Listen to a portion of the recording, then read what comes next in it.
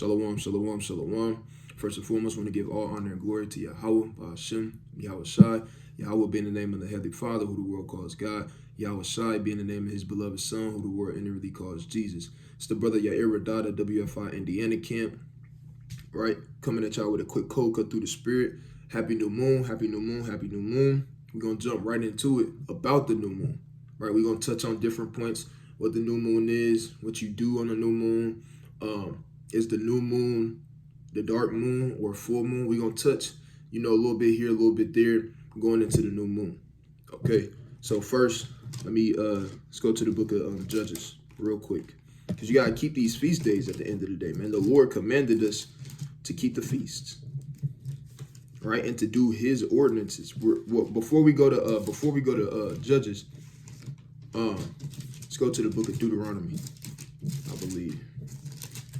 I want Deuteronomy. I want Numbers.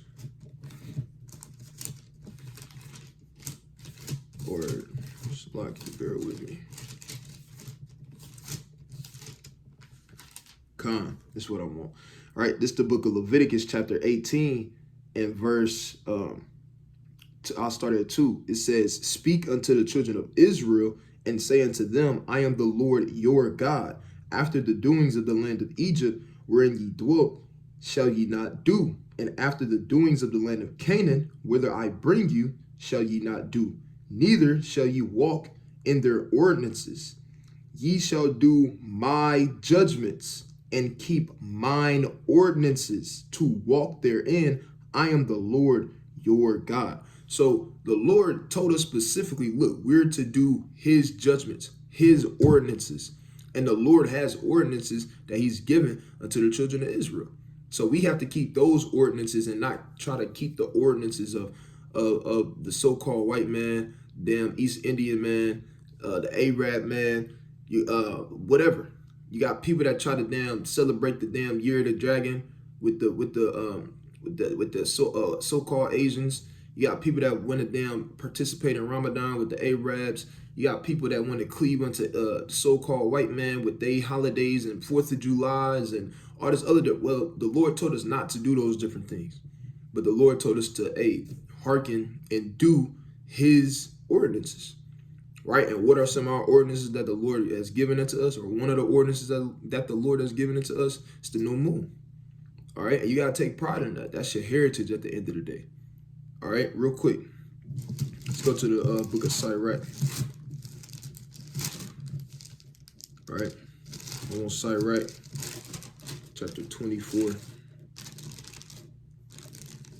23. All right, this is the book of Sirach, chapter 24, and verse 23. It says, "All these things are the book of the covenant of the Most High God, even the law which Moses commanded for an heritage unto the congregation of Israel." You see that? So ultimately the law is our heritage.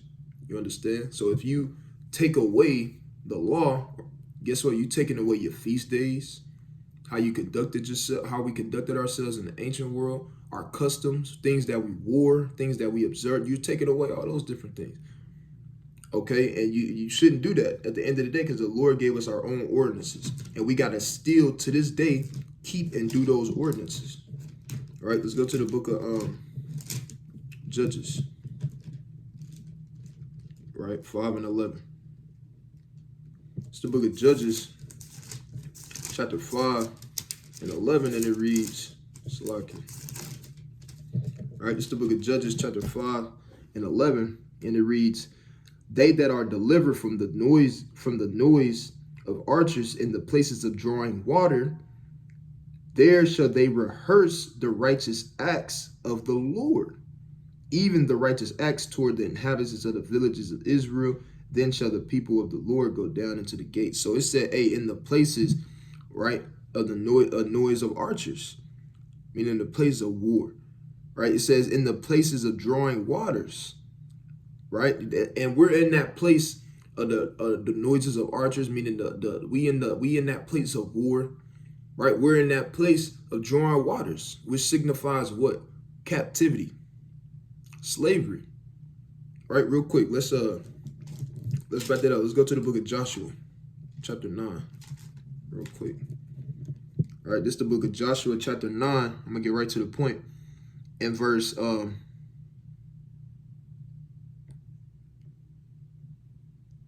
going to start at 23 first, and then I'm going to jump down. Right, it says, now therefore ye are cursed, and there shall none of you be freed from being bondmen, and hewers of wood, and drawers of water for the house of my God. Right? So if you had to hew wood or draw water, okay, because a lot of times in the ancient world, the well wasn't in the middle of the city. The well was somewhere far out. So you would send the bondmen or whatever. If you had people if you had Salakia bondmen up under you, then you would send them to go hew the wood, draw the water for you. All right. Let me drop down to verse 26 or Salakia 27. It says, and Joshua made them that day hewers of wood and drawers of water for the congregation and for the altar of the Lord, even unto this day, in the place which he should choose. You understand? So the point is, right, the hewers of wood or drawers of water signifies captivity, being a bondman. And that's what we are now in this land. Right? Applying that to Judges, or linking that up with Judges 5 and 11. Right? I'm going to read that one more time. Right? It says, they that are delivered from the noises of archers in the places of drawing water, there shall they rehearse the righteous acts of the Lord. So, right, guess what? We in a time where we got to do what? Rehearse the righteous acts of the Lord. Right? And keeping and celebrating the new moon is a righteous act of the Lord. Why? Because it's in the law. The Lord told us to do that. You understand? Let's go to the book of Numbers. Let's go to the book of Numbers, chapter 10. All right, this is not going to be a long video. All right, this is the book of Numbers, chapter 10, and verse 10. And it reads, also in the day of your gladness and in your solemn days and in the beginnings of your months. Right, we're going to get into that right after this too. It says, in the beginning of your months, ye shall blow with the trumpets over your burnt offerings and over your sacrifices of your peace offerings, that they may be to you for memorial before your God. I am the Lord your God. So the Lord commanded us to do what? Blow up the trumpet in these different high holy days, right? The different feast days, right? The new moons, dedication, feast of dedications, Passover, so on and so forth. All these different things, the Lord commanded us to do certain things in those certain days, right?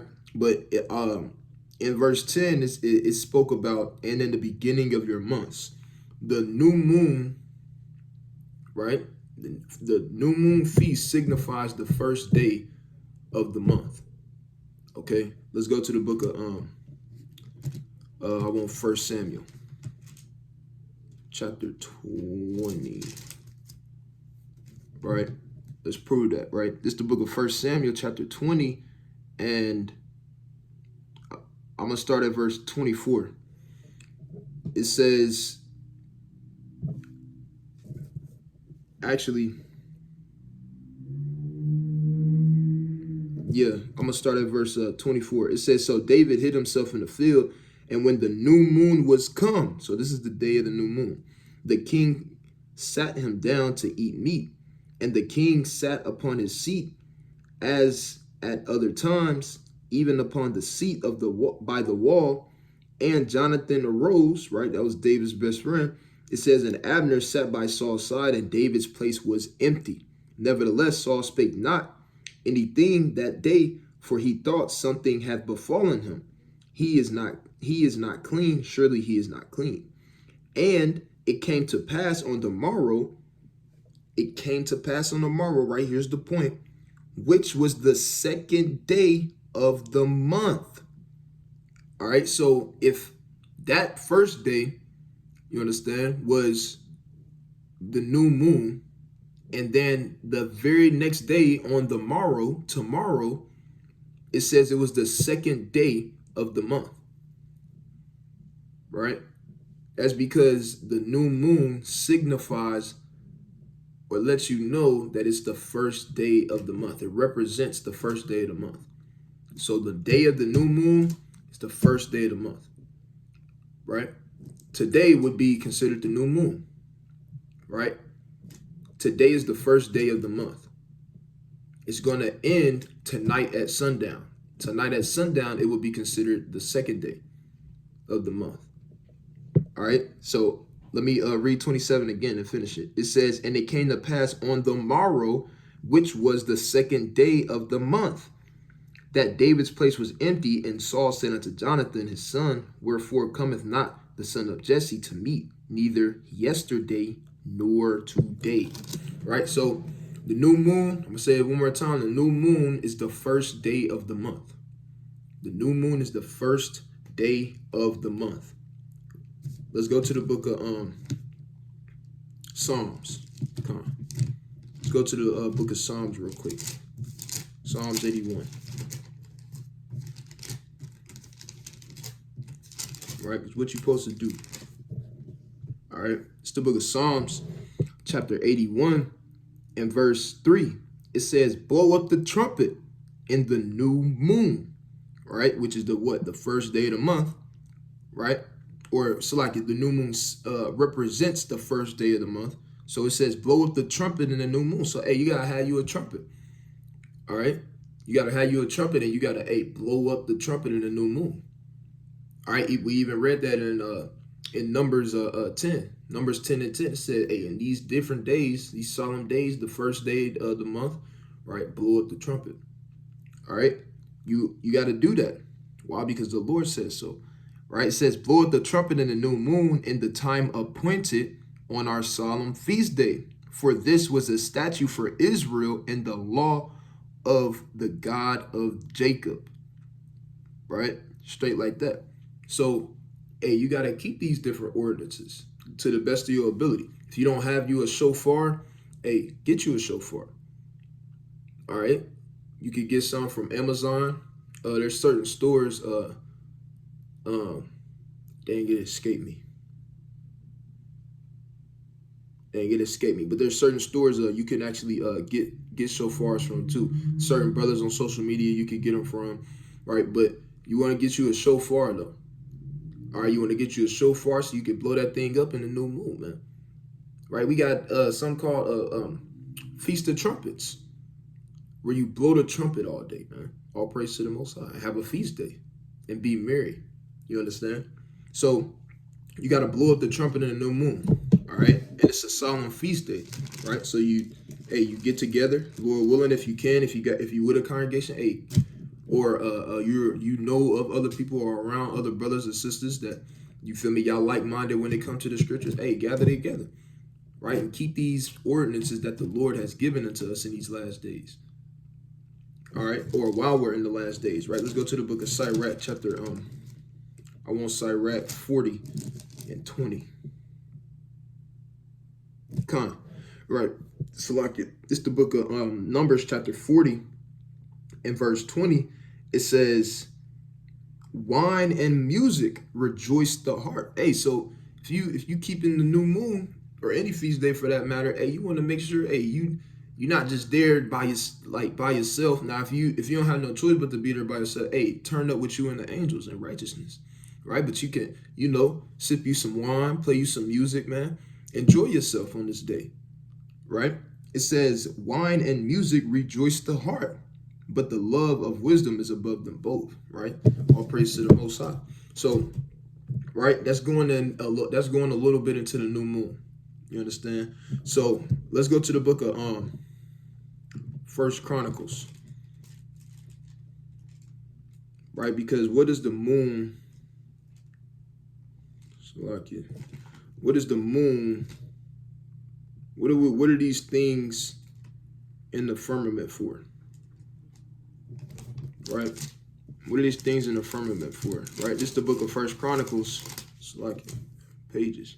Right? This is the book of First Chronicles, chapter 12, and I'm gonna start at 32. It says, and the children of Issachar, which were men that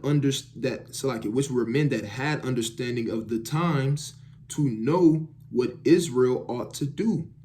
The heads of them were 200, and all of their brethren were at their commandment. Right. So Issachar, they not just damn so-called Mexicans that work real hard. That is right. They had understanding and knowledge of the lights that was in the firmament. They was able to discern things based off of the constellation of the stars, right? The movement of the sun, right? Or the signs that the sun would give off, or the signs that the moon would give off. You understand?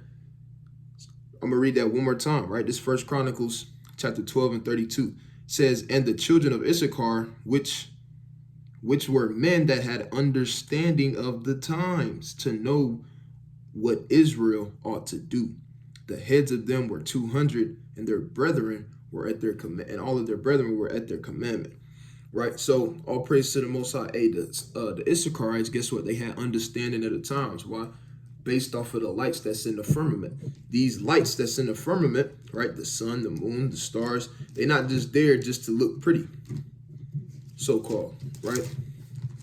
They for signs and wonders, right? Real quick, let's go to the book of Joel real quick. Right, this is the book of Joel, chapter 2.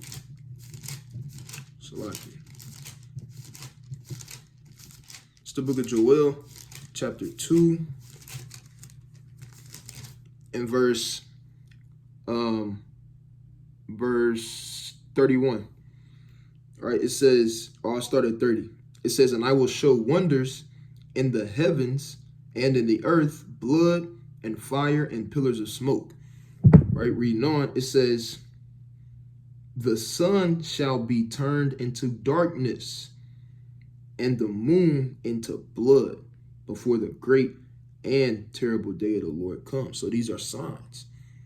All right, when you see a blood moon, when the moon is turned into blood, a so-called blood moon, guess what? That's a sign of what? Destruction coming upon the earth. All right, so that's the Lord letting you know that, hey, he's getting ready to touch this place.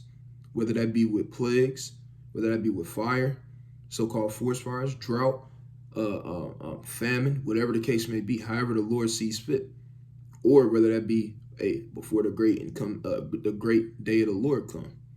All right, let me get one more on that. I think, Salakia, bear with me.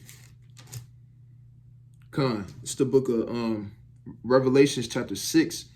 In verse 12, it says, and I beheld when he had opened the sixth seal, and lo, there was a great earthquake, and the sun became black as sackcloth of hair, going into basically like in eclipse or so, right? Or it could be from that, or it could be from the smoke, whatever the Lord see fit. It says, and the moon became as blood. You see that? And that's and according to prophecy, that's gonna happen, right? In the midst of while all these different things is coming upon the face of the earth, and chiefly when things are heavy and getting ready to brew, right? You have eclipses that happen already now. You got blood moons that happen frequently, and after those things happen, guess what? The Lord touches this place in some type of way, shape, form, or fashion, right? But this is speaking about, right, chiefly when the sixth seal is opened, that this thing is going to happen. Right, but the point is, it's for time. It's for showing you different things, right? It's for signs, all right, to let you know what's getting ready to befall the earth in these last days. All right, so let's go to the book of Sirach, chapter 43. I want to touch on this real quick. All right, Sirach, chapter 43. So bear with me. All right, it's the book of Sirach, chapter 43 and verse 6. Right, and verse 6.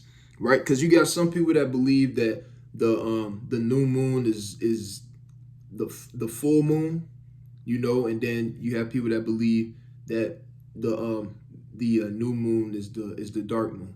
Right, we chiefly believe that the new moon is the dark moon based off of how the Lord revealed it to us in the scriptures through the Spirit. You understand? So it's the book of Sirach, chapter 43 and verse 6. It says, he made the moon also to serve in her season for a declaration of times and a sign of the world, right? Just like we've been going through all throughout the scriptures, the moon is set there to show you times, signs, feast, you feel me, so on and so forth. Based off of the moon, guess what? We know, okay, the moon, when the new moon is here, then guess what? We know that that's the beginning of the month. Okay, when the new moon appears, right? That's the first day of the month. You number 14 days after that, then you get your, it's used for times, right? Times of the signs, feasts, so on and so forth. All right. Verse 7, or I'm gonna read 6 again, and then we're gonna go into 7, right? So it says, he made the moon also to serve in her season for a declaration of times and a sign of the world. It says, from the moon is the sign, it's like from the moon is the sign of feasts, right? A light that decreaseth in her perfection, right? So when the moon is perfect, it's a what? It's a full moon. But guess what? It says a light that decreaseth in her perfection, right? So the moon decreases in her perfection. The moon also increases. You understand, right? But when the moon is perfect, guess what? It's a full moon. All right, let's keep reading on though.